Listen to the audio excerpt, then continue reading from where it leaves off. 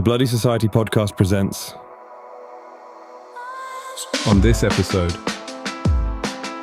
dating while dead.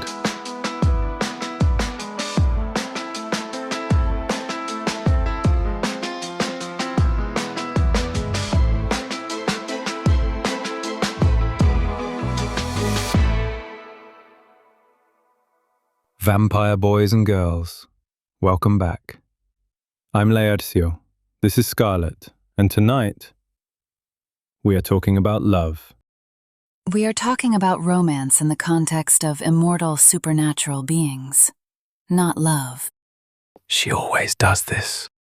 I do this because accuracy matters.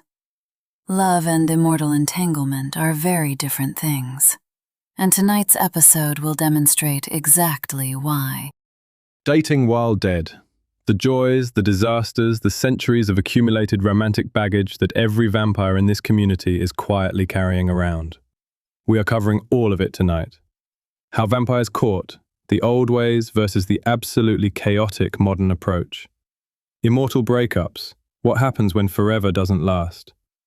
Dating across species, the maker-fledgling bond and where it gets complicated. Famous vampire couples throughout history, and Laércio. and a few other things that may come up organically in conversation. I want the record to show that I reviewed the episode outline and approved it. Whatever happens from here is not entirely my fault. That is the most legally cautious thing you have ever said on air. Shall we begin? Let's begin.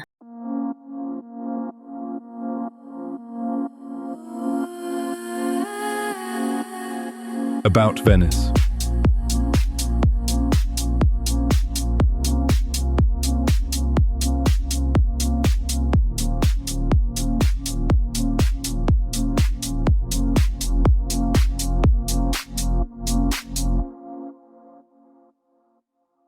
Before we dive in, a quick word on Venice, because our inbox remains very full and you deserve an update. The situation is ongoing. Our sources are watching. We have nothing new to report that we can responsibly share tonight. What we will say is, the fact that it has gone quiet is not reassuring. In our world, quiet usually means something is being decided. On that note, let's talk about something considerably more enjoyable. Scarlet. Love. Immortal entanglement. Love. How vampires court. Old ways versus modern. Let's start at the beginning, because vampire courtship, and I use that word intentionally, is nothing like what the mortal world does. Swipe right does not exist in our vocabulary. Historically, vampire courtship was an extraordinarily deliberate process. Weeks, sometimes months, of observation before any direct approach. You learned everything about a person before you revealed your interest. Their bloodline, their maker, their history, their temperament, their relationship with their household. You built a complete picture. Only then did you make yourself known. Which sounds either deeply romantic or profoundly unsettling, depending on your perspective. Both.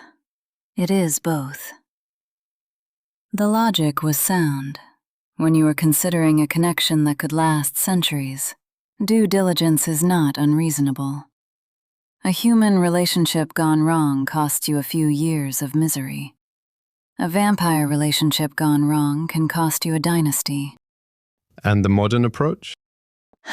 The modern approach is less structured. That is the most polite thing you have ever said about chaos. Vampire boys and girls. I have seen ancient vampires of 3 centuries standing slide into someone's DMs at 2 a.m. with a single blood drop emoji. The old ways are gone. They are not entirely gone. They are mostly gone. They are reduced. What has survived is the instinct. Even the most modern vampire, the most casual approach. There is still that period of observation first. We cannot help it. It is in our nature to watch before we move. We simply now do it on Instagram rather than from rooftops. She said it, not me. Now, the first approach, because this is where it gets interesting. In the old days, the first approach was an event, a letter, a gift, something that announced intent with complete clarity and gave the recipient the dignity of a considered response. Now? Now they walk up at a party and say something devastatingly clever and hope for the best. Does it work? Occasionally. Moving on. Moving on.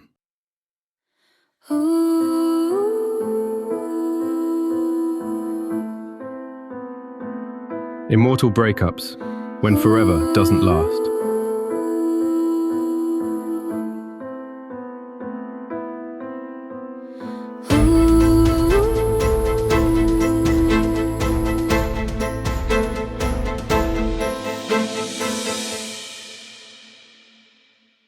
Now, the part nobody talks about at vampire soirees. Breakups. Because they are genuinely complicated in ways that mortal breakups simply are not. When a human relationship ends, painful, yes, but eventually you move on. Different cities, different social circles. Time does its work. When a vampire relationship ends, you may be attending the same gatherings for the next 4 centuries. You cannot simply never see them again. There is no moving on in the geographical sense. There is only managing the coexistence. Managing the coexistence. Vampire boys and girls. I have been at supernatural gatherings where 2 vampires who clearly had a significant history spent an entire evening on opposite sides of the room with the precision of 2 chess players who have memorized each other's moves. The tension was extraordinary. That describes approximately 40% of vampire social events. 40%. And the other 60? 30% are fine. 30% are about to become the first 40%. There is also the matter of, and I want to discuss this carefully, the blood bond. Because vampire relationships are not purely emotional. They are chemical, biological, deeply physical in ways that go beyond the mortal understanding of attraction. When you have shared blood with someone, truly shared, not just fed, there is a connection that does not simply switch off. The blood remembers, even when everything else moves on. That is one of the reasons vampire breakups are so prolonged. You can decide you are done. You can mean it completely. And your blood will spend the next decade quietly disagreeing with you. That is simultaneously the most beautiful and most devastating thing about being what we are. Something real beneath it. Yes, it is. And yet, we keep doing it. Every century, every generation. Because the alternative is eternity alone, which is its own kind of unbearable. eternity alone, which is its own kind of unbearable. We will be right back. I am holding a glass of Chateau Nuit right now. Established 1247, same family, 8 centuries of the same vineyard, the same vines, the same commitment to producing something that tastes, and I am choosing this word carefully, ancient. Dark fruit, old stone, and something underneath that no sommelier has ever successfully named. Available exclusively to supernatural clientele because, frankly, mortals would not appreciate it. Chateau Nuit. We have been making wine longer than most of you have been alive. You're welcome.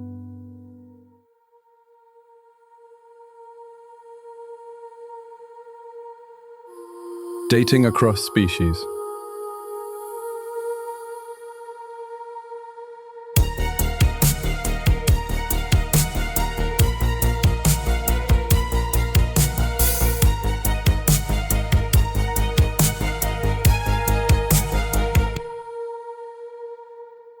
Now, the topic that makes vampire purists deeply uncomfortable. cross-species romance. It has always existed. It has never been entirely accepted. And the supernatural world's feelings about it remain complicated. Let's start with the most common, vampires and witches, because that pairing has the longest history and the most documented precedent. Vampires and witches make a particular kind of sense together.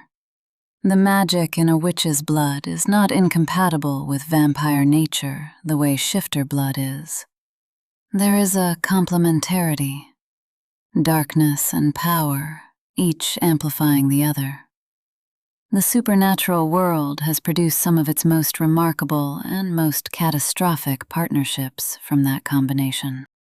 Remarkable and catastrophic sometimes being the same partnership. Sometimes being the same partnership, yes. The challenge is the mortality differential. Witches age. Vampires do not. Even powerful witches, long-lived by human standards, are mortal.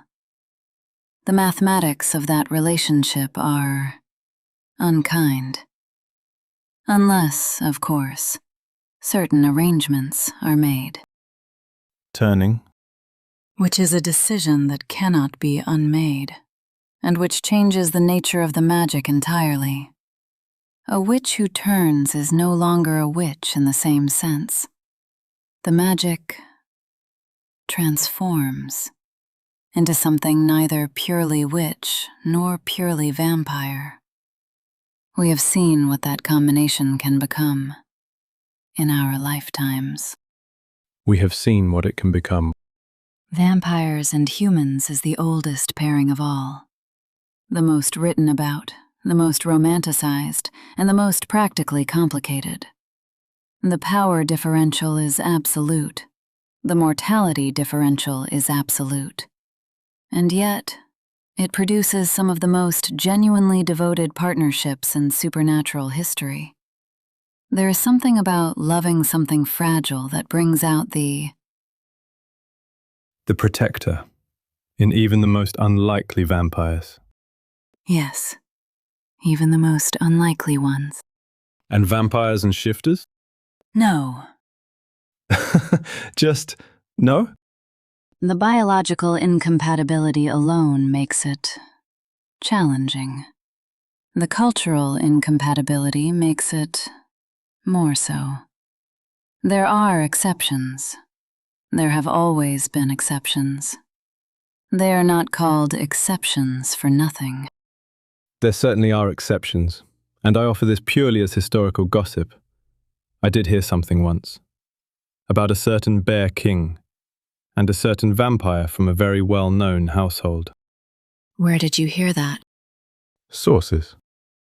That is an extremely old story, Laércio. Old enough that nobody will confirm it, which in our world means it absolutely happened. A bear king, a Lockhart vampire, apparently, brief, apparently, incendiary, and apparently something neither party has ever publicly acknowledged, which only makes it more interesting. What I will say, and this is all I will say, is that the supernatural world is considerably smaller than it appears. People who seem like opposites have more history than they advertise. And bears, whatever their other limitations, are A what, Scarlet? persistent. Moving on. She knows. She absolutely knows. Vampire boys and girls, we know of at least one very prominent supernatural household currently navigating exactly this complexity. We root for them, from a respectful distance. From a very respectful distance.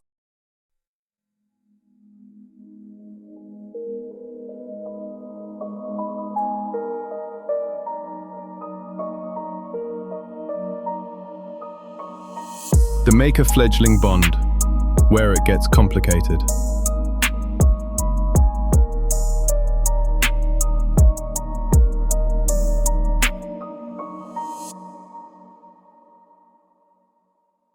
we need to talk about the maker-fledgling bond, because it is the most intimate connection in vampire existence, and also the most misunderstood one. The maker-fledgling bond is unlike any other relationship in the supernatural world. It is not romantic.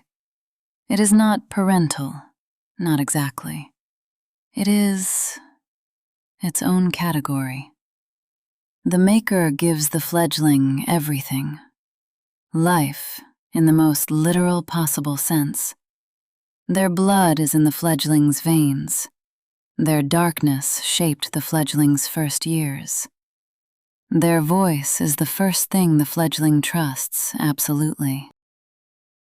And the fledgling? The fledgling gives the maker something no other relationship can. The experience of watching someone become. Of being the reason something exists that did not exist before. That is an extraordinary power. And like all extraordinary powers, it can be wielded with great tenderness or great damage. So where does it get complicated? When the fledgling grows, when they develop their own power, their own household, their own history that has nothing to do with their maker. The bond does not weaken, but the balance shifts. And some makers struggle with that shift. And some fledglings struggle to step out of the bond entirely, to become their own creature. Yes, it is perhaps the most complex severance in vampire existence. Not because it must be severed, it doesn't. It must be renegotiated. From a bond of necessity to a bond of choice.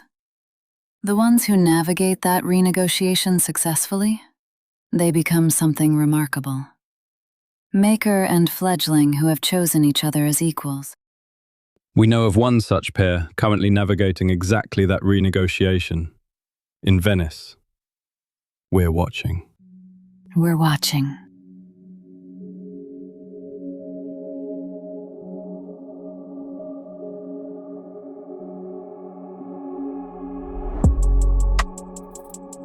Famous vampire couples throughout history.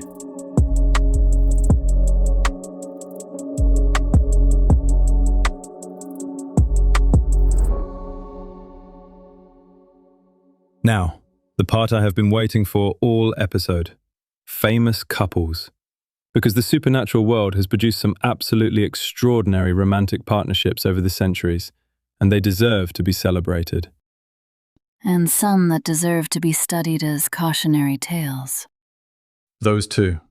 Let's start with the great ones, the partnerships that actually worked, that survived centuries, political upheaval, the occasional attempted destruction of one party by the other's enemies. That last one is not a small qualifier. It is a very common vampire romance experience, Scarlet. The partnerships that survived, what do they have in common? Because I've been thinking about this. Respect for the other's darkness. The vampire relationships that last are not the ones where one partner tries to soften the other, where one tries to make the other more palatable, more manageable, more mortal. The ones that last are the ones where both parties looked at the complete truth of what the other is. Every century, every scar, every act they are not proud of, and chose to stay anyway. Chose to stay anyway. Immortality means you accumulate. History, mistakes, people you have hurt, things you cannot undo. The vampire who loves you must be willing to love all of it. Not despite it. With it. And on the subject of loving all of it, with it, not despite it, I have to bring up the greatest example in vampire history, the OG power couple, the one that predates everything we think we know about vampire romance. Eirik Bjorn and Vittoria Visconti. Constantinople, Byzantine era. Two of the most powerful vampires alive. One a Norse king, 2,000 years deep in the blood. One a Venetian millenary, with connections to every secret society in the supernatural world. They found each other in the middle of one of the most dangerous hunts in vampire history. Betrayal, blood theft, the Sati Mangiatori at their heels, an entire city trying to destroy them. And in the middle of all of that, they chose each other, above everything else, above the prize they had both been hunting, above survival instinct itself. He put the Grail aside. He put the Grail aside. A Viking who had crossed the known world for it, set it down, because he wanted her more. That is, by any measure, the most romantic thing any vampire has ever done, and it was done by the Skull Splitter. The man with the reputation of making immortals weep simply by entering a room. He has always been. It's more than his reputation. I know. They parted ways, after Constantinople, and they have spent, 9 centuries in the same world, orbiting each other from a distance that neither of them has fully closed. That is either the greatest love story in vampire history, or the greatest tragedy. I genuinely cannot decide which. Perhaps it is both. The best ones usually are. Vampire boys and girls. 9 centuries. The Skull Splitter put down the Grail. Remember that the next time someone tells you vampires are not capable of love. A vampire's love can be just as deep, just as committed as a human's. Perhaps even more. We have the time to mean it completely. And speaking of vampires and humans, can we talk about the most famous example in recent supernatural memory? Because vampire boys and girls, the Lockhart household has given us so much to discuss on this show already, and yet somehow we have not mentioned Antoine Somerset and Cassandra Deveraux. That is a very old story. It's a very good story. Antoine Somerset, charming, magnetic, very much a Lockhart in every sense of the word, and Cassandra Deveraux, heiress to the most powerful witch dynasty across Europe. Torrid, by all accounts. The kind of romance that was equal parts heavenly bliss and spectacular quarrel, which, as anyone who has ever been in that particular kind of relationship knows, is the most addictive combination in existence. It is also the least sustainable. Sadly it's true. They didn't last, and Cassandra Deveraux went on to, well, we all know what Cassandra Deveraux went on to. A vampire, of a rather significant vintage, which raises the question of whether Antoine Somerset was perhaps an education. I would not frame it that way to either party involved. No, neither would I. What I will say is, Cassandra Deveraux has always known exactly what she wanted. She simply needed the world to catch up with her. And it did, eventually, in the most unexpected way possible. Which is, I think, the most romantic thing about her story. It really is. That is the most romantic thing you have ever said on this show. I said it clinically. She said it with her whole heart, and we all heard it. And the cautionary tales? The cautionary tales share one common thread.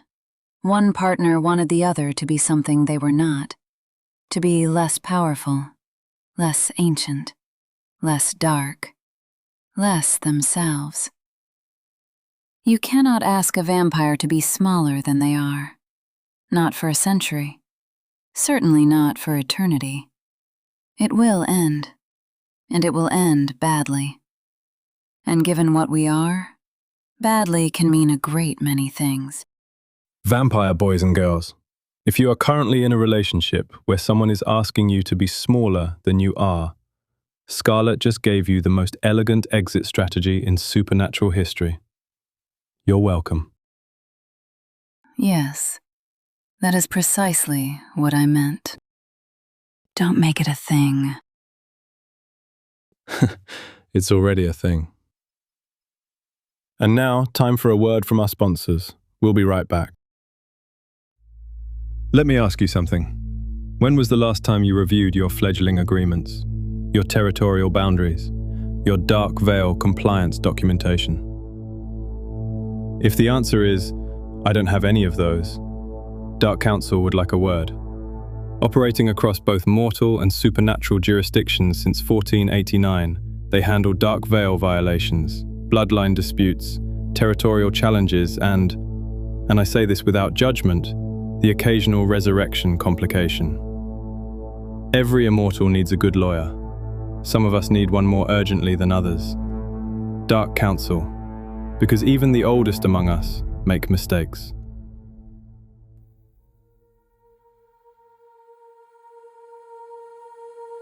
Epilogue.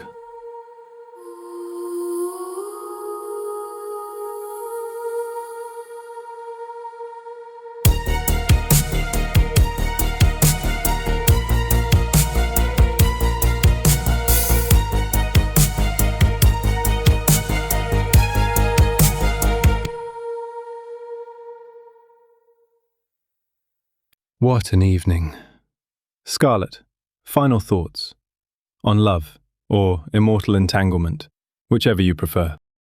I prefer the word connection, because I think what we have been circling all episode is this. Vampires are not built for the mortal understanding of love. The grand gesture, the declaration, the happy ending with a clear finish line. We don't have finish lines. We have centuries. And what we build in those centuries, slowly, carefully, with full knowledge of what the other person is and has been, that is something the mortal world does not have a word for. It is darker than love, and more honest. And if you are fortunate enough to find it, you hold on, whatever it costs, for as long as it lasts, which may be eternity, or may not. And you hold on anyway. Hold on anyway. Vampire boys and girls, that is our show for tonight. Dating while dead, and everything that phrase contains. And to our human listeners, yes, we know you're there. And if you have a love story that defies explanation, supernatural or otherwise, write to us. contact@thevampireshow.com. The dark does not discriminate, and neither do we. Good night. Whatever that means. This is Laércio, your favorite vampire streamer, signing off. And this is Scarlet, spoiled brat vampire extraordinaire. You're listening to the Bloody Society podcast, transmitting for you live, kind of, from our private studio in the dark corner of the interweb. Don't miss our weekly episodes. Until next time, stay bloody gorgeous, darlings.